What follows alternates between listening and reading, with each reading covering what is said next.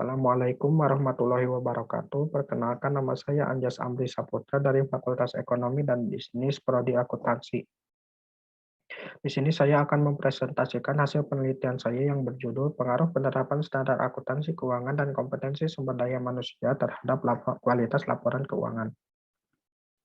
Latar belakang penelitian ini didasari oleh dua fenomena di bawah ini, yang dapat diambil kesimpulan bahwasanya terdapat hasil temuan audit laporan keuangan tidak sesuai dengan standar akuntansi keuangan yang berlaku.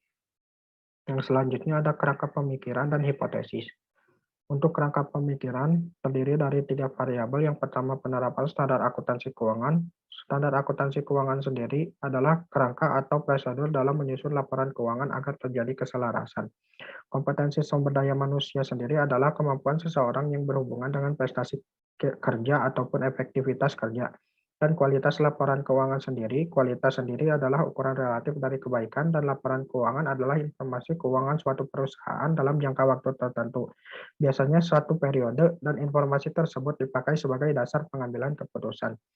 Dari gambar ini, maka dapat diambil hipotesis bahwasanya penerapan standar akuntansi keuangan dan kompetensi sumber daya manusia berpengaruh terhadap kualitas laporan keuangan. Metodologi penelitian. Populasi di sini adalah akuntansi keuangan dan manajer keuangan dari perbankan konvensional, dan sampling yang digunakan adalah purposive sampling. Objek penelitian ini yang pertama ada penerapan standar akuntansi keuangan, yang kedua kompetensi sumber daya manusia, dan yang terakhir ada kualitas laporan keuangan. Sumber dan teknik pengumpulan data. Sumber data berasal dari data primer dan teknik yang digunakan dengan menyebarkan angket atau kuesioner. Metodologi penelitian yang digunakan dengan menggunakan metode penelitian deskriptif dan verifikatif dengan pendekatan kuantitatif.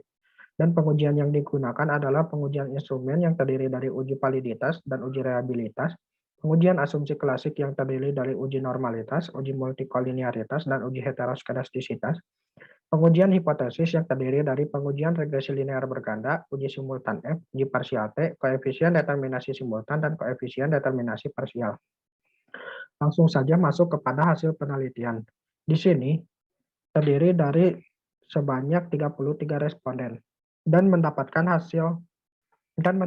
persamaan bahwasannya kualitas laporan keuangan sama dengan 5,930 ditambah 0,607 standar akuntansi keuangan ditambah 0,960 kualitas sumber daya manusia tambah error.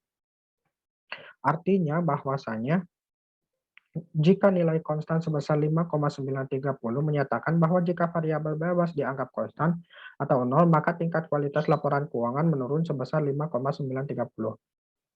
Dan penerapan standar akuntansi keuangan sebesar 0,607 menyatakan bahwa jika penerapan standar akuntansi keuangan meningkat sebesar 1 poin, sedangkan variabel lain konstan, maka kualitas laporan keuangan akan meningkat sebesar 0,607. Dan kompetensi sumber daya manusia sebesar 0,960 menyatakan bahwa jika kompetensi sumber daya manusia meningkat sebesar 1 poin, sedangkan variabel lain konstan, maka kualitas laporan keuangan akan meningkat sebesar 0,960. Selanjutnya ada uji simultan F untuk melihat tingkat signifikasi X2 dan X1 terhadap Y. Hal ini dapat dilihat dari nilai SIG. Apabila nilai SIG di bawah 0,05, maka dapat dikatakan signifikan. Dan di sini hasilnya 0. Berarti standar akuntansi keuangan dan kompetensi sumber daya manusia berpengaruh terhadap kualitas laporan keuangan. Selanjutnya ada uji parsial untuk mengetahui tingkat signifikasi dari masing-masing variabel. Hal ini dapat dilihat dari nilai SIG. Apabila nilai SIG di bawah 0,05, maka dapat dikatakan signifikan. Di sini untuk standar akuntansi keuangan sudah di bawah 0,05, yakni 0,01, maka dari itu standar akuntansi keuangan berpengaruh terhadap kualitas laporan keuangan. Kompetensi sumber daya manusia berpengaruh terhadap kualitas laporan keuangan karena hasil dari nilai SIG-nya adalah 0. Selanjutnya koefisien determinasi dilakukan untuk mengetahui seberapa besar pengaruh dari variabel X2 dan X1 terhadap Y. Hal ini dilihat dari R-square yang hasilnya 0,746 yang berarti standar akuntansi keuangan dan kompetensi sumber daya manusia mempengaruhi kualitas laporan keuangan sebesar 74,6% dan sisanya dipengaruhi oleh faktor lain. Dan selanjutnya ada koefisien determinasi parsial. Standar akuntansi keuangan mempengaruhi 20,15% terhadap kualitas laporan keuangan.